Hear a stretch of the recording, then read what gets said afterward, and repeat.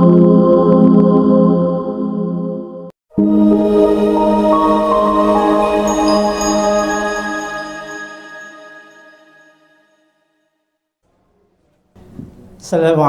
warahmatullahi wabarakatuh. Alhamdulillah wassalatu wassalamu ala Rasulillah wa ala alihi wa ashabihi wa mawalah, la haula wa la quwwata illa billah. Subhanaka la ilma lana illa ma 'allamtana innaka antal alimul hakim. Qala rabbi shrah li sadri wa yassir li amri wahlul 'uqdatam min lisani yafqahu qawli. Allahumma la sahla illa ma ja'altahu sahla wa anta taj'alul hazna idza syi'ta sahla. Allahumma inna nas'aluka 'ilman nafi'a wa rizqan thayyiba wa 'amalan mutaqabbala. Amin ya rabbal alamin. Alhamdulillah, Allah masih memberikan kita nikmat sehat, sempat dan kuat. Yang dengan ketiga nikmat itu kita Allah izinkan kembali bisa hadir menghadiri panggilan Allah dalam rangka sholat zuhur berjamaah. Tentunya kita sama-sama berharap semoga sholat zuhur yang baru saja kita laksanakan, ibadah yang tadi mungkin dari rumah atau dari ba'da subuh kita kerjakan atau bahkan sebelum subuh kita amalkan, semoga semua menjadi ibadah amal kebaikan yang mendapatkan pahala dari Allah Subhanahu wa taala. Amin ya rabbal alamin. Tak lupa kita pun berselawat kepada Nabi kita Muhammad sallallahu alaihi wasallam. Allahumma sholli ala Muhammad. Semoga salawat yang senantiasa kita senandungkan Allah memantaskan kita menjadi pribadi dari umat beliau yang kelak mendapatkan syafaatul uzma dari beliau di hari kiamat kelak. Amin ya rabbal alamin. Baik jamaah musalla Geraha Sabta Indra rahimana wa iyyakum ajmain. Alhamdulillah, sedianya saya terjadwal di awal, ya masih awal-awal Syawal, namun ya qadarullah ala ma syafa'al, ya Allah takdirkan saya disuruh istirahat, ya mungkin ba'da Ramadan banyak jam terbang, ya mungkin harus istirahat itu setelah Ramadan, ya 2 pekan saya izin. Alhamdulillah bisa di change waktunya dan Allah takdirkan bisa berjumpa pada siang hari ini. Tentunya rumah Pak Kadir kedatangan Abu Janda. Ya, saya doakan semua jamaah yang hadir mendapatkan pahala yang berlipat-lipat ganda. Apalagi kita sudah masuk di bulan Dzulqa'dah. Ya. Dzulqa'dah itu 1 dari 4 bulan yang Allah muliakan, min asyharul hurum. Ya, 4 bulan yang Allah muliakan, yang siapa beramal di 4 bulan ini, beramal kebaikan, maka pahalanya Allah lipat gandakan lebih besar dibanding bulan-bulan selain 4 bulan ini. Dzulqa'dah, Dzulhijjah, Muharram dan Rajab. Berharap amal yang kita kerjakan khususnya siang hari ini semoga mendapatkan kebaikan dan bernilai di sisi Allah Subhanahu wa taala. Amin ya rabbal alamin. Baik jamaah musalla Geraha Sabta Indra rahimana wa iyyakum ajmain. Kita melanjutkan pembahasan kitab Arba'in Nawawi kita, dan alhamdulillah kita sudah masuk hadis yang ke-8. Hadis ini Pak sebetulnya jawaban dari satu hal yang sedang dibicarakan, ya. Hadis ini sangat berkaitan dengan apa yang terjadi saat ini, di mana saat ini tuh sedang lagi hangat-hangatnya. Kita sama-sama maklumi, ya, ada salah satu mantan wakil presiden kita yang menyatakan sesuatu, ya, tentang kaitannya dengan Islam dan non Muslim, antara yang masuk surga dan tidak. Nah, itu sempat ramai kan Pak, ya?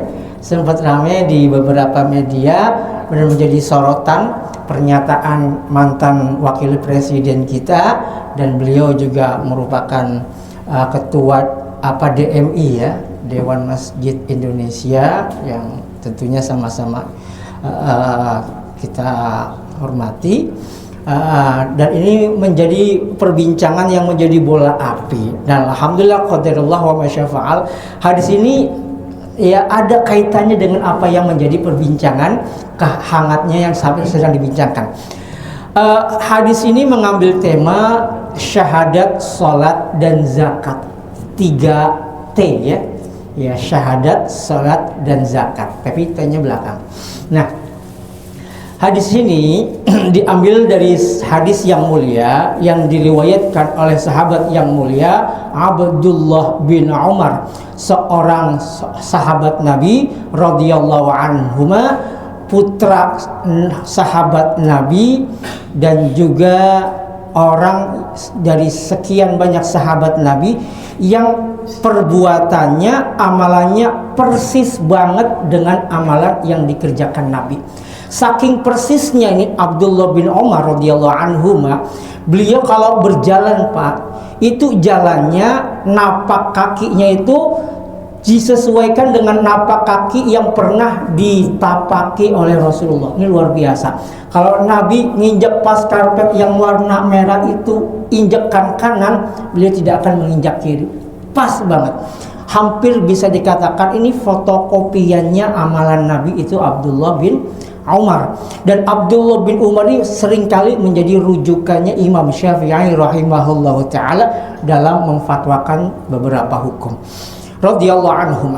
Ya, saya tidak akan terlalu panjang menyampaikan profil beliau karena keterbatasan waktu kita. Ya, beliau menyampaikan dan menceritakan anna Rasulullah sallallahu alaihi wasallam, bahwasanya Rasulullah sallallahu alaihi wasallam menyampaikan sebuah hadis. Qal, apa hadis yang beliau sampaikan? Beliau menyampaikan sallallahu alaihi wasallam, umirtu an uqatilan nas, aku diperintahkan untuk memerangi manusia. Nah, ini Pak. Ya. Hatta yashhadu alla ilaha illallah, sampai mereka mengucapkan dan bersaksi bahwa tiada Rabb, Tuhan sesembahan yang berhak disembah kecuali Allah. Ini kalau memahami hadis ini jangan sepotong. Saya nyampein ini Bapak langsung keluar. Wah, Ustadz nggak bener nih, disuruh perang saya. Akhirnya apa? Kesimpulannya separoh Pak. Nih Ustadz kagak bener nih, Ustadz kayaknya nih Ustadz radikal ini begitu. Karena dia nggak selesai ngedengerin pengajiannya, ya langsung keluar. Nah, hatta yashhadu alla ilaha illallah wa anna muhammadar rasulullah. Aku diperintahkan untuk memerangi manusia sampai mereka bersyahadat bahwasanya tiada Rabb yang berhak disembah kecuali hanya Allah, dan Nabi Muhammad sesungguhnya adalah utusan Allah. Wa yuqimus shalah, dan mendirikan salat sampai mereka mendirikan salat. Wa yu'tuz zakah, sampai mereka menunaikan zakat. 3 Pak, syahadat, salat, zakat. Fa idza fa'alu dzalika, kalau mereka itu manusia, ya ini kita belum masuk kepada penjelasan. Sampai mereka mengamalkan apa yang 3 ini, syahadat, salat, zakat, asamu minni dima'ahum wa amwalahum, maka mereka akan terjaga, ya. Nabi menjamin, aku jamin darahnya, hartanya tidak boleh diganggu. Hartanya haram ditumpahkan, ya. Darahnya haram ditumpahkan, hartanya haram dirampaskan. Maka ketika sudah mengamalkan 3 ini, mereka orang-orang itu yang mengamalkan 3 ini, syahadat, salat, zakat, berada dalam perlindungan pemimpin umat Islam. Dalam hal ini ketika beliau masih hidup adalah Rasulullah SAW.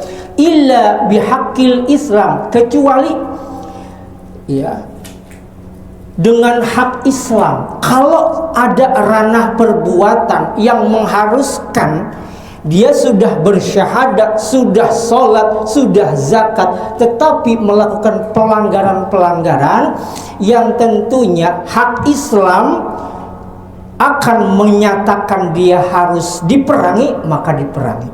Wa hisabuhum 'ala Allah Ta'ala, dan hisab perhitungan itu diserahkan, tergantung kepada Allah Ta'ala. Hadis riwayat Al-Bukhari dan Imam Muslim. Hadis ini juga dicantumkan dalam Sunan Abu Daud dan beberapa kitab-kitab sunan lainnya yang menyatakan hadis ini hadis yang sahih. Kita masuk penjelasan hadis. Yang pertama, faedah hadis yang pertama adalah Rasulullah Shallallahu Alaihi Wasallam itu hanya melakukan apa yang Allah perintahkan. Beliau tidak akan pernah memerintahkan kepada umatnya, kepada para sahabatnya untuk mengamalkan sebuah amalan kalau amalan itu tidak ada lisensi, legalitas, perintah dari Allah Tabaraka wa Ta'ala. Ini benar-benar Nabi menjaga keotentikan agama, Pak, menjaga keotentikan syariat. Mana ranah yang harus mendapat perintah dari Allah, mana ranah yang Allah memberikan keluasan Nabi untuk memberikan contoh amalan dan perbuatan. Maka Nabi pun ketika beramal, ketika berbicara, wa ma yantiqu 'anil hawa in huwa illa wahyu yuha. Beliau ucapannya tidak akan keluar dari lisannya, perbuatannya tidak akan beliau amalkan kecuali petunjuk wahyu dari Allah Subhanahu wa Ta'ala. Jadi Pak, kita kalau dapat perintah dari Rasul, udah jawabannya adalah sami'na wa ata'na. Kenapa? Karena pasti Rasul yang memerintahkan adalah Allah, dan beliau tidak akan mau melakukan kecuali ada perintah dari Allah Subhanahu wa Ta'ala. Ini kita bisa pahami dari kalimat beliau umirtu. Kalau Nabi bilang umirtu, aku diperintahkan, kira-kira yang memerintahkan siapa, Pak? Halo? Kalau Nabi yang bilang aku diperintah, kira-kira yang memerintah siapa, Pak? Allah. Nggak mungkin Pak RT kan? Nggak mungkin. Kalau sahabat yang bilang umirtu, aku diperintah, kalau sahabat bilang umirtu, aku diperintah, kira-kira yang merintah siapa, Pak? Rasulullah. Gitu. Kalau Pak Arifin bilang saya diperintah, berarti kalau Pak Arifin bilang saya diperintah, berarti yang memerintahkan atasannya Pak Arifin. Begitu pula seterusnya, Pak. Sedangkan ini lafaz disampaikan oleh Rasulullah, artinya tidak akan ada orang atau figur atau sesuatu sosok yang berani memerintahkan Rasulullah selain Rabb-nya, ya, yang maha segala-galanya, yaitu Allah Subhanahu wa Ta'ala. Umirtu, aku diperintahkan. Tetapi Pak, yang harus kita pahami, perintah yang Allah perintahkan melalui lisan Rasulullah ini dalam kapasitas Rasul sebagai kepala pemerintah, Pak. Jangan kita langsung membabi buta dalam menerima hadis. Lihat dulu konteksnya, Pak. Baik ayat Quran maupun hadis, mohon maaf, jangan langsung ditelan bulat-bulat. Dipahami dulu. Inilah pentingnya ilmu, Pak. Ya. Nabi itu ketika mendapatkan perintah, lihat ada beberapa pembagian. Pertama, ada kalanya hukum itu berupa fard, individu, artinya ini berlaku bagi semua orang, Pak. Tentang sholat, ya, kewajiban sholat, kewajiban zakat, kewajiban puasa, ya, kewajiban haji, tentang perintah sedekah, gitu, tentang perintah ketika yang mengurusi jenazah. Ini bersifat individu, tapi ada kalanya bersifat qadha, memutuskan persengketaan. Contoh, ada orang dituduh berzina, begitu. Ini nggak bisa langsung dihukum, Pak. Ditanya dulu, jangan sembarangan ente ngukum si fulan berzina. Apakah ada 4 mata saksi yang melihat secara langsung? Diminta arba'ati syuhada, 4 saksi, Pak. Jadi kalau orang nuduh zina, Pak, nggak sembarangan dalam Islam. Nggak langsung sekonyong-konyong, ayo kita bawa, ayo kita geret, nggak bisa. Dalam Islam sangat hati-hati dalam menuduh seorang berzina. Paling enggak ada minimal 4 saksi Pak yang melihat, dan melihat dengan mata kepala Pak, bukan dengan video.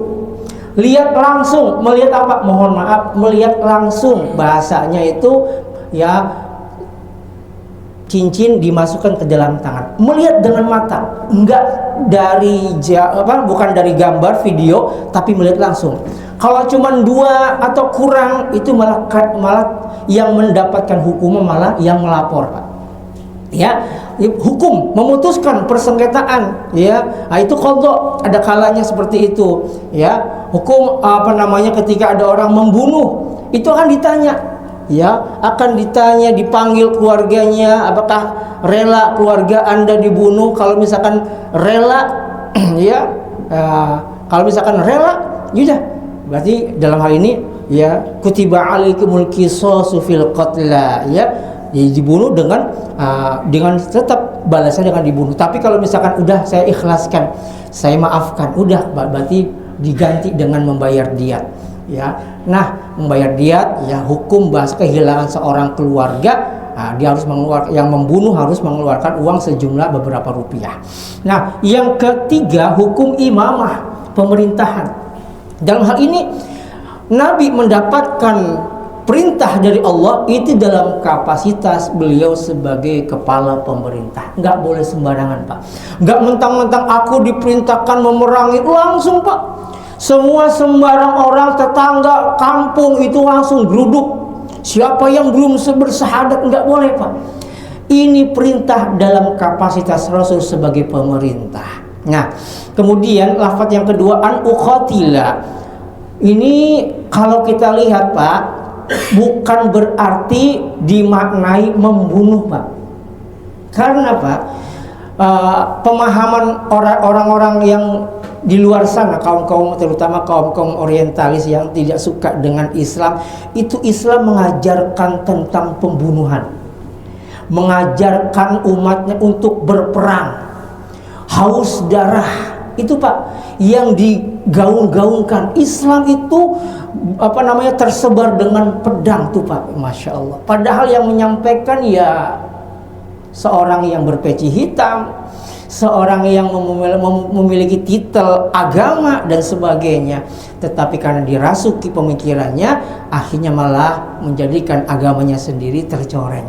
Kenapa? Belum sepenuhnya dipahami. Nah, perang, ya, uqatil, Nabi nggak bilang begini, umirtu an aqtul. Kalau aqtul, aku diperintah untuk membunuh. Nah, berarti agama pembunuh. Tapi Nabi menggunakan diksi uqatil. Aku diperintahkan untuk uqatil. Uqatil itu dari kata qatala, yuqatilu.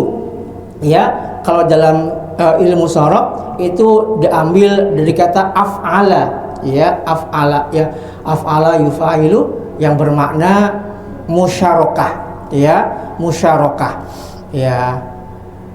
Musyarakah ini ada saling melakukan. Contoh doroba itu artinya mukul. Tapi kalau doroba, do-nya panjang, ini bermakna musyarakah, saling, berarti saling memukul. Artinya kalau menggunakan diksi uqatila, ini ada perlawanan Pak, ada saling menyerang. Enggak Nabi tiba-tiba membunuh, lagi duduk, lagi nyender, tiba-tiba nyerang, enggak bisa Pak, ya. Tapi ada kontak fisik, ya, karena diserang akhirnya menyerang, begitu. Bukan diserang diem baik. Oh, Islam agama yang sabar. Diperangi, dihunuskan pedang, diem aja. Ya, di mana kewibawaan Islam, izah Islam itu gak ada gitu. Nah, ini bermakna bisa dua Pak. Bisa bermakna fisik, emang benar-benar perang. Nabi memang benar-benar diperintahkan untuk perang. Yang kedua, bisa bermakna perang dalam arti non fisik atau persuasif. Artinya sesuatu ajakan yang kuat untuk mendakwahkan Islam, begitu Pak. untuk mendakwahkan Islam, untuk sama-sama mereka mengucapkan syahadat, mengakui ketauhidan, mengakui tentang keesaan Allah, mengamalkan ajaran Rasulullah. Nah ini perang dalam arti non fisik. Kan kita sering Pak menggunakan diksi ini. Tidak semua kalimat perang itu fisik. Setuju nggak Pak? Halo? Setuju kan? Iya, ini biar ada interaksi ya. Emang orang rada siang, emang rada pegel emang ya. Udah kecapean karena dari subuh sudah aktivitas, apalagi dari jam 4 sudah tahajud. Iya. Nah, perang itu tidak selalu fisik. Bisa jadi contoh kalimat memerangi kemiskinan. Emang orang miskin diperangi Pak? Dibunuh semua? Enggak kan? Itu diksi memerangi ya, arti dalam arti denotasinya itu, pemahamannya itu ya memerangi sesuatu yang bisa menjadikan kita mengadah kedua tangan sehingga memacu kita untuk berkarya, untuk menghasilkan sesuatu sehingga kita yang tadinya nama dari taraf miskin menjadi naik orang yang mampu. Jadi gitu. Memerangi narkoba, ya itu perang juga ya. Atau ghazwatul fikri, perang pemikiran. Ya, jadi perang itu tidak harus dengan bermakna fisik, bisa bermakna non fisik. Nah, bisa kita pahami dalam sebuah hadis yang kita yakin sudah paham semua.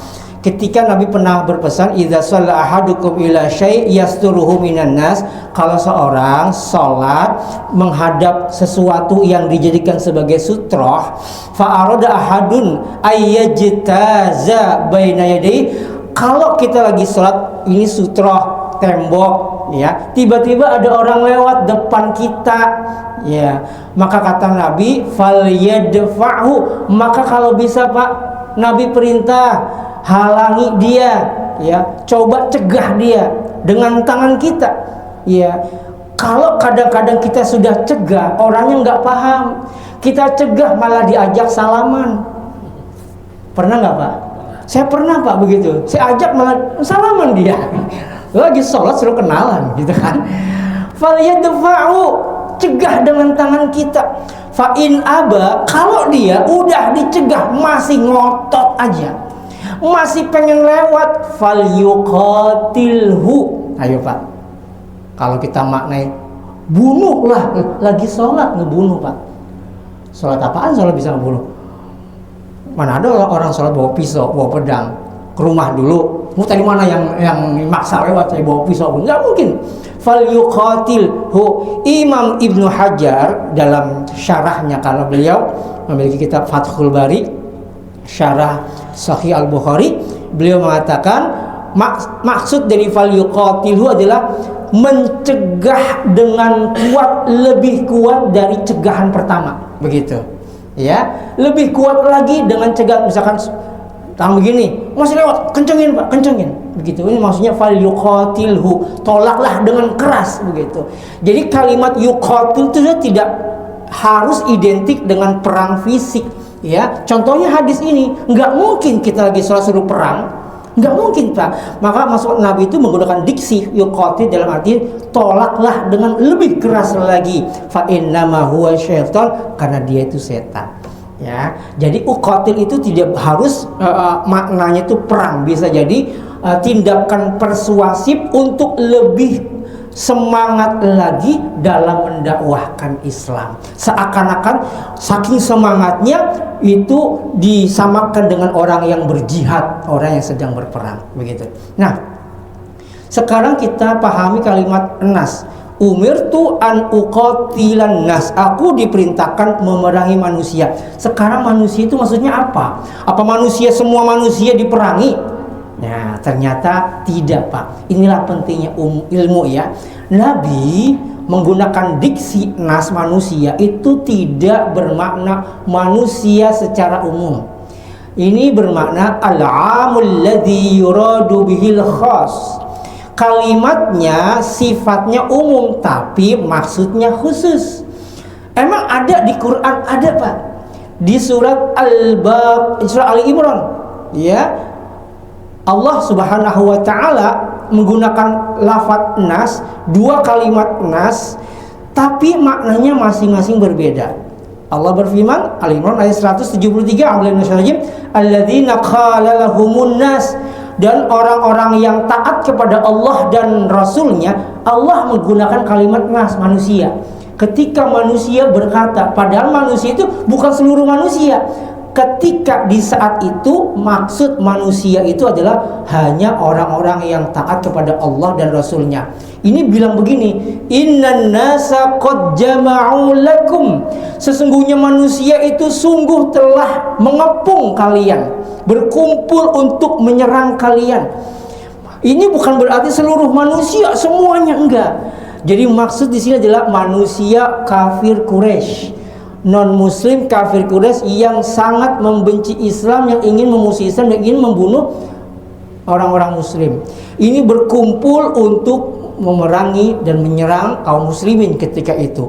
Sama Pak kalimatnya, nas yang pertama dengan nas yang kedua sama pakai kalimat nas yang artinya manusia, tapi maknanya bukan umum, maknanya khusus. Nas yang pertama maknanya orang yang taat kepada Allah dan Rasulnya. Nas yang kedua ya maknanya adalah kafir Quraisy. Maka kalimat an-nas yang disampaikan Nabi di hadis ini, umirtu, aku diperintah, an uqatila, untuk memerangi manusia. Nas itu adalah maksudnya memerangi kaum musyrikin Arab yang menyerang, memerangi dan menzolimi orang-orang muslim ketika itu. Nggak mungkin dong Pak, kita diserang, kita diem. Mana kewibawaannya? Kalau dilihat kita ini lemah, nggak punya pasukan, nggak punya senjata, lebih gampang diobrak-abrik Pak. Makanya untuk menyatakan izah, harga diri seorang muslim, bahwa kita ini punya harga diri, izah Islam itu ada, kita harus menggetarkan musuh lawan ketika mereka mau mulai menyerang, maka diperintahkan Nabi untuk memerangi mereka dalam hal untuk membela diri. Nah, baik, makna yang kedua, bersungguh-sungguh berjihad untuk menyampaikan dakwah Islam, baik melalui perbuatan, harta maupun pemikiran.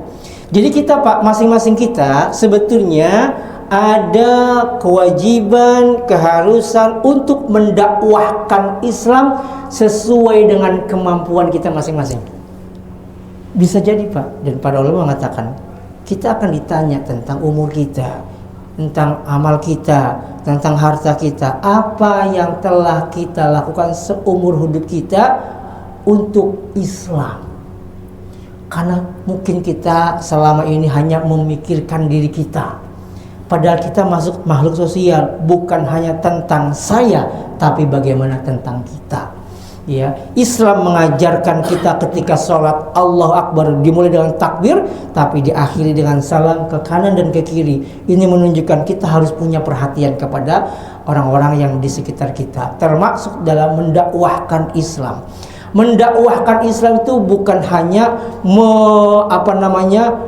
dimaknai harus kita memaksa orang untuk masuk ke dalam Islam, karena itu larangan. La ikraha fid din. Ya, tidak ada paksaan dalam agama. Kalau mereka sudah beragama dengan yakin, udah kita nggak boleh maksa. Kita hanya bertugas untuk menyampaikan. Adapun hidayah itu di tangan Allah. Kita sampaikan melalui video-video perbuatan kayak Pak Arifin dan para pengurus yang lain nge-share, wah hari ini ada kajian gitu kan, dan jamaah memberikan kontribusi melalui infak, sedekah, harta atau pemikiran. Sebentar lagi ini kayaknya saya ini harus dibikin setting biar dakwahnya ini nggak hanya ada di musola, tapi bisa menjangkau ke luar daerah, bahkan ke mancanegara. Melalui apa? Melalui media sosial, YouTube atau Yusuf, apa gimana tuh maksudnya apa ya? Banyak lah pokoknya ya. IG mungkin nanti bisa masuk ke ranah IG, atau yang ranah yang sampai ke kampung-kampung ada itu FB ya kan?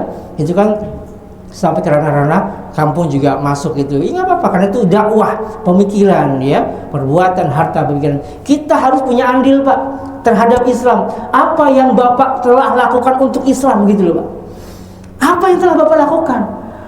Padahal melalui jari kita tuh bisa, Pak. Bapak bisa nge-share video-video dakwah ke grup WA Bapak. Bapak bisa nge-share video-video tentang bagaimana Islam yang baik, berislam, beragama yang baik melalui grup-grup arisan Bapak. Semua bisa kita lakukan. Kok yang gampang aja kok kita nggak mau begitu? Nanti kita akan diminta pertanggungjawaban. HP yang kau miliki, HP yang kau ada di tangan yang diamanahi kepada engkau, apa yang kau lakukan? Apakah hanya untuk melihat hal-hal yang negatif, ataukah melihat hal yang positif? Setelah melihat hal positif, apa yang kemudian kita lakukan? Apakah untuk diri kita, atau kemudian kita berbagi? Dan ketika mereka mengamalkan atas saran kita, atas dari apa yang telah kita berikan, kita kirim, maka Bapak mendapatkan kebaikan pahala sebagaimana yang mereka amalkan. Man dalla ala khairan, siapa yang menunjukkan kebaikan, maka dia mendapatkan pahala persis dari pahala orang yang mengamalkan, dan orang itu tidak berkurang pahala. Ini luar biasa. Nah, dari sini Pak, kita harus pahami, Islam itu bukan agama yang mengajarkan dan mencintai peperangan sebagaimana disampaikan oleh kaum-kaum orientalis, Pak. Bahkan ini sangat center, Pak. Ya, ini saya sangat kaget ketika ada ketua ormas Islam atau ketua ormas yang bahkan terbesar di Indonesia itu sampai berucap kayak gitu. Itu ketuanya, Islam dibangun atas peperangan, itu Islam Arab, sedangkan Islam Indonesia itu Islam yang Islam Nusantara. Jadi seakan-akan ada gaps ya, Islam Arab ini beda, Islam Nusantara juga punya Islam sendiri.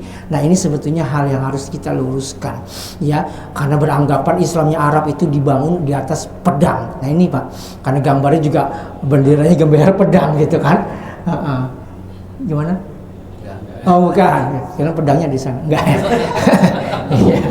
Itulah pedangnya Pak, itu kan ya. Disarungin pedangnya itu. Islam bukan agama yang mengajarkan peperangan, tapi lebih kepada membela diri. Masa iya Pak, kita disodori senjata, kita hanya diam aja gitu kan. Lemah.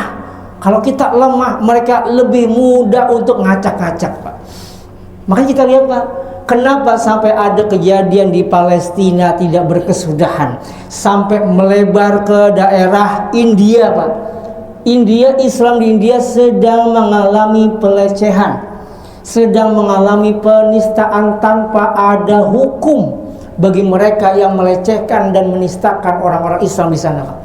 Itu mereka sangat membenci Islam, terutama nanti di Idul Adha, karena banyak Tuhan mereka yang disembelih. Nah ini luar biasa. Itu hampir disembunyikan berita ini Pak. Pernah Pak ramai nggak di berita-berita nasional tentang penistaan, pelecehan yang terjadi di orang-orang India? Kayaknya hampir nggak ada ya.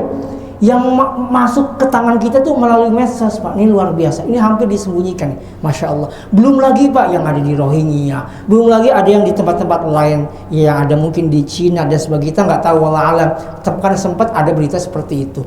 Itulah kenapa terjadi. Karena Islam tuh mereka paham, Islam di dunia itu berpecah belah, tidak punya kekuatan, gampang diobrak-abrik. Begitu Pak. Makanya Islam harus punya ya kekuatan, punya harga diri ya, seperti yang dilakukan oleh beberapa negara untuk menunjukkan kami kuat, kami berdaya gitu. Tidak mau diobrak-abrik, diatur sedemikian rupa dan menganggap itu adalah negara yang lemah. Berperang dalam Islam bukanlah tujuan. Tujuan utama adalah menyampaikan nilai-nilai tauhid di tengah umat manusia. Islam adalah agama yang mencintai kedamaian. Buktinya apa? Ketika terjadi perjanjian Hudaybiyah, ya, Nabi ditawari mau perang, tiba-tiba ditawari perjanjian kedamaian Hudaybiyah, Nabi langsung terima. Kenapa? Nabi itu sangat suka dengan kedamaian, ya, dengan perdamaian. Nabi langsung is okay, langsung ACC beliau. Ya, kenapa? Lebih suka dengan perdamaian. Bahkan dalam Al-Quran, ya, ini ayat yang center kalau nggak salah ayat 216 kalau nggak salah ya, Al-Baqarah. Wa asa ya kutiba alaihimul qitalu wa huwa kurhul lakum. Diwajibkan untukmu berperang dalam hal membela diri, apa kalimatnya? Wa huwa kurhul lakum, walaupun perang itu engkau nggak suka. Huwa itu kepada Nabi. Nabi diperintahkan perang untuk membela diri. Wa huwa kurhul lakum, walaupun Nabi itu nggak suka sama perang. Kalau bisa nggak perlu perang. Seperti kejadian di Fathu Mekah, Nabi datang dengan 10.000 pasukan, tapi tidak ada terjadi pertumpahan darah. Semua menyerahkan diri. Iya, karena tujuannya bukan untuk peperangan, tapi untuk menyampaikan nilai-nilai tauhid. Kalau mereka sudah mengucapkan 2 kalimat syahadat, maka mereka sudah terbebas darahnya dan hartanya untuk direnggut. Wallahu a'lam.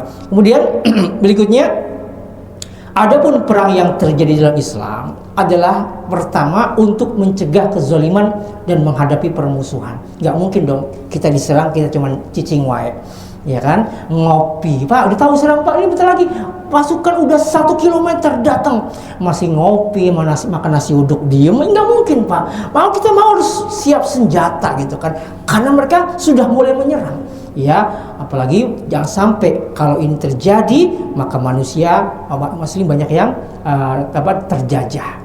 Nah, kemudian yang kedua, membela orang-orang lemah dan terzalimi, seperti perang Bani Qainuqa. Itu Nabi memerangi karena banyak orang-orang terzalimi. Begitu pula ketika Umar bin Khattab membebaskan Palestina, karena ketika itu banyak kaum yang berada dalam kolonial penjajahan Romawi ketika itu, ya, sehingga mereka itu ingin dibebaskan, mereka terkekang, yang nggak bebas gitu kan. Begitu Islam datang, mereka menyambut dengan sukacita karena Islam datang. Ya, setiap pemerintahan yang dalam naungan Islam, maka semua agamanya diberikan kebebasan. Dalam Islam, ketika beliau Nabi menguasai Madinah, di dalam Madinah ada orang Yahudi. Nabi nggak memberantas, nggak membunuh orang Yahudi. Diberikan kebebasan orang-orang Yahudi di Madinah untuk beragama sesuai dengan keyakinannya. Nabi tidak mengusir. Tetapi kemudian ketika orang-orang Yahudi di saat itu berkhianat kepada Nabi, ketika melanggar perjanjian dengan Nabi, malah membantu orang-orang sekutu untuk menyerang Nabi, di saat itulah Nabi membela diri dan memerangi orang-orang yang berkhianat. Nah, ini bedanya ya, harus dipahami. Yang ketiga, menyampaikan nilai akidah Islam ya di tengah umat manusia. Jadi tujuannya untuk bukan sekedar kolonial. Ya, justru orang-orang penjajah itu dari kaum mereka yang menjajah dan kemudian memeras, menzolimi orang-orang yang negeri-negeri penjajah yang dijajahnya. Dalam Islam nggak ada, Pak. Diberikan kebebasan. Adapun non-Muslim silakan mengamalkan sesuai dengan ajarannya, berinteraksi sesuai dengan sosialnya, cuman ada kewajiban membayar jizyah. Ya, jizyah itu pajak lah ya, sebagai pengakuan kekuasaan Islam. Bahasanya itu uang terima kasih lah ya. Pajak jizyah itu sebagai pengakuan dia mendapatkan keamanan dalam negara yang dipimpin oleh umat Islam, sehingga bisa berinteraksi dengan aman dan nyaman, membayar jizyah. Kemudian yang berikutnya, perang dalam Islam itu dalam menghadapi para pengkhianat, pemberontak yang mengancam kedaulatan suatu negara ya. Apapun yang para pemberontak, pengkhianat, ini harus diberantas. Kenapa? Karena kalau dibiarkan akan menggurita, Pak. Menggurita, bahkan bisa menggulingkan pemerintahan yang sah. Begitu ya. Dalam surat Al-Hujurat itu ada ya, wa into ifatani, ada 2 orang yang kemudian saling bermusuhan ya. Maka ini dalam Islam dinamain bughat. Bughat itu para pengkhianat. Fa'im bagat ya, kalau dalam Quran itu fa'im bagat, kalau mereka masih berkhianat perangi. Tapi begitu mereka sudah mengakui kedaulatan umat Islam, maka mereka dibiarkan untuk kembali melakukan rutinitas seperti biasa. Nah, ini perang dalam Islam. Nah, ini Pak, ada sempat viral di medsos ya. Ini harus diluruskan. Ada seorang yang bisa dikatakan dari amalannya, perbuatan, ucapannya itu masuk ke ranah orang-orang munafik ya. masuk golongan orang munafik. Kenapa? Kalau ada hal-hal yang kaitan dengan orang Islam yang berbicara mengecilkan non muslim, dia orang yang paling pertama kali bersuara membela non muslim, padahal katanya dia orang Islam. Jadi kalau orang yang berani menampakkan kemunafikannya, Pak, kita boleh bilang menyebut namanya boleh. Kenapa? Dia sendiri nggak malu-malu menampilkan kesalahannya kepada publik. Jadi kalau dia masih malu-malu, kita nggak boleh menyebutkan nama.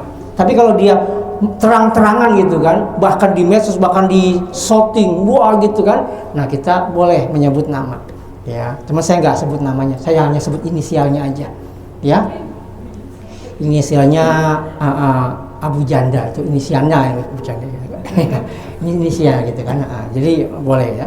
Jadi kalau orang yang malu-malu menampakkan, kita nggak boleh menyampaikan nama. Tapi kalau dia menampakkan kemunafikannya di depan umum dan nggak malu bahkan membela, ini dia tentang videonya mantan wakil presiden ini, Islam itu dibangun, kalau tidak percaya, Islam di Quran tuh ada ayat yang memerintahkan untuk menewaskan manusia, kalimatnya menewaskan.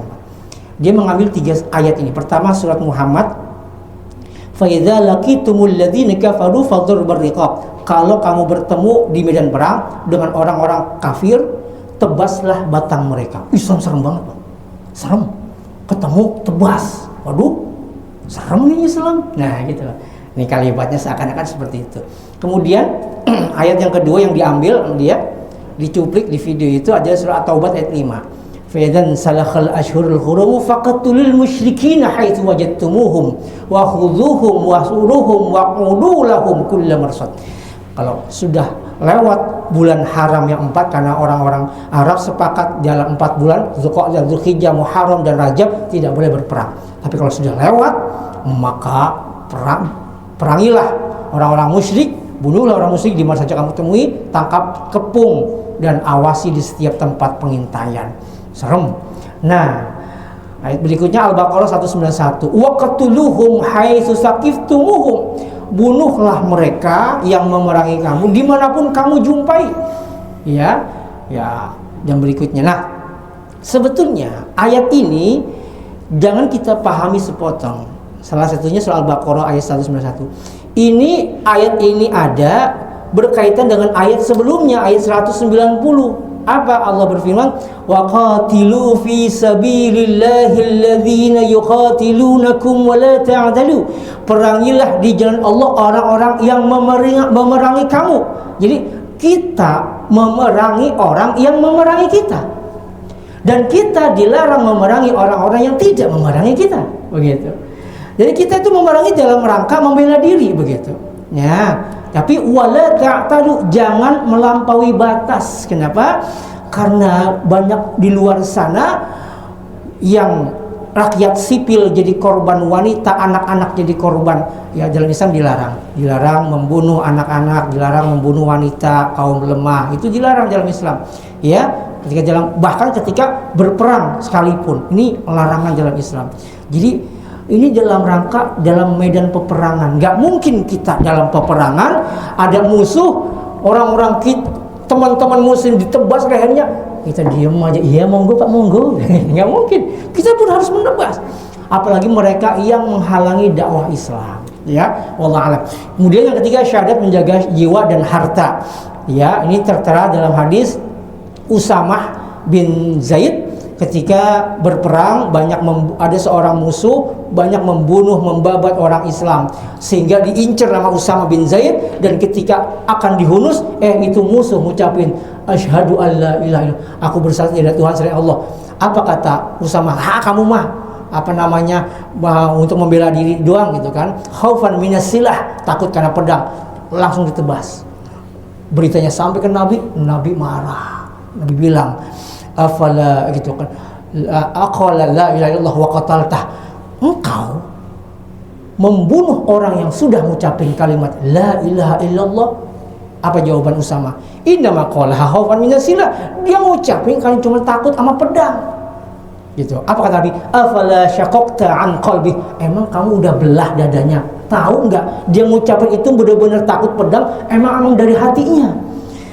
Artinya udah kita ya hanya diperintahkan yang tampak, udah nggak usah kita terlalu merisaukan ini pura-pura aja ya. Jadi larangan. Ketika ada saudara kita orang muslim mengucapkan kedua kalimat syahadat, dia sudah muslim, terjaga harta dan darahnya. Kemudian pentingnya sholat dan zakat.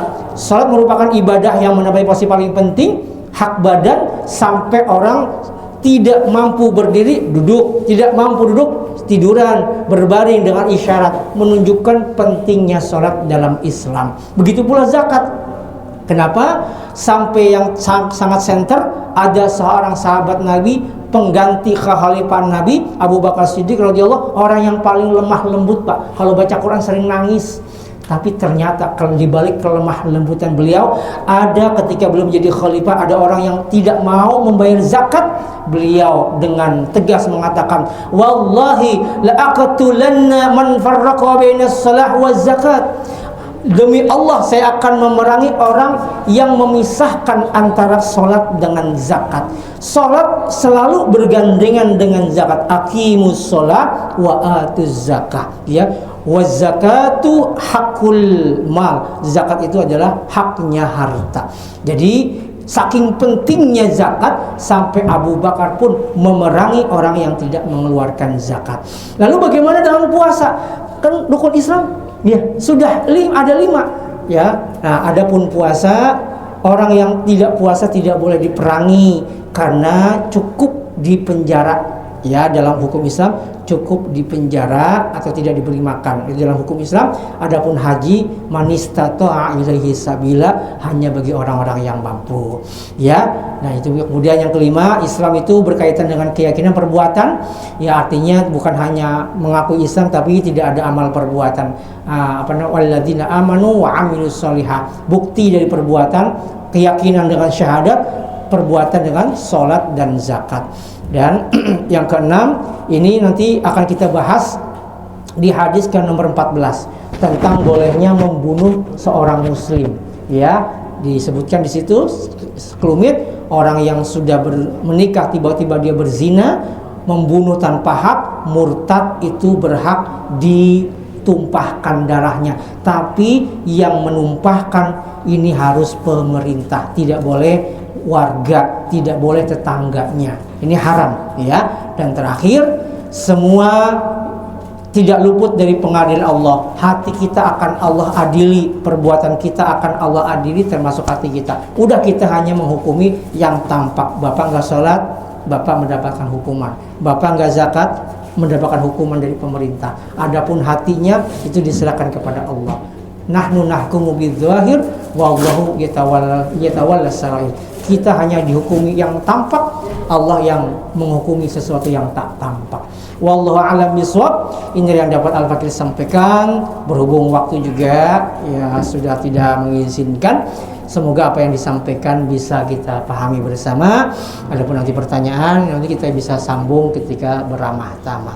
Kita tutup acara kajian pada siang hari ini. Semoga ada manfaatnya.